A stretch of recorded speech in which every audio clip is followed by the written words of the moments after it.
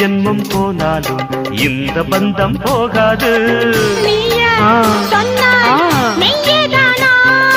உன்னை என்று வேறு பெண்ணை உள்ளம் தேடாது.